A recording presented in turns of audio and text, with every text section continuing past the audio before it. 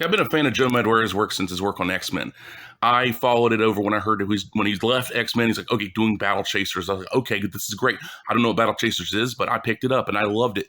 And, story, put a gun to my head and ask me what is the story of Battle Chasers. I could girl with gauntlets, people on the run, your standard stuff. But what made it special was Joe Madureira's work.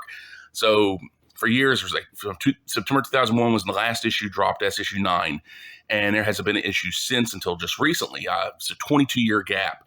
So you have, Joe Madureira coming back for Battle Chasers. So I was like, okay, here's a problem. He ain't drawing the new issues. He's just writing it. And no Joe Madureira on the art. No Joe Mad art. No me on buying it. I'm not going to pick it up. No dollar from me. No money from me. And maybe that wasn't the promotional material. I didn't read or look at anything other than, hey, Battle Chasers 10 is coming out. Because, who cares that if it's, it's going to come out till it actually is out. I believe it exists. So it's one of those things. But here's a hardcover I picked up from Spain. I picked up for like $20. It was self hardcover, no dust jacket. But so this is what Joe Madureira's work used to look like. Forgive the glare. Properly inked work before he did that terrible Ultimates comic with Jeff Loeb, where it's digitally painted work. I think he had that style had started creeping in before that when he just did his little cup of coffees between video game stints or whatever. But the most interesting thing about this comic, and there's Adam Warren backup, but there is actually pages from the original issue 10. Yeah, this is the original issue 10. This is a Red Monica cover. Let me get this glare out of the way. There we go.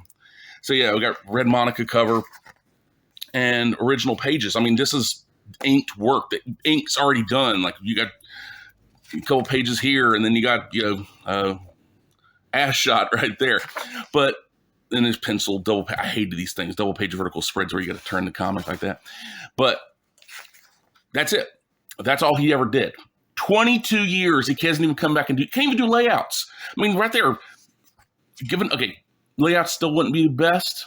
At least Frank Miller could do it. Frank Miller's been doing that for Ronin too. Frank Miller can't really do great pencil pages anymore, but at least he's doing it. What's Joe's concern? Also, the only reason to buy these comics is Joe. So it's unfortunate, but hey, at least I got this, hardcover. It's pretty cool. Behind the scenes sketches and all that kind of stuff. So can't read a lick of it. Well, I can read a bit, but terrible.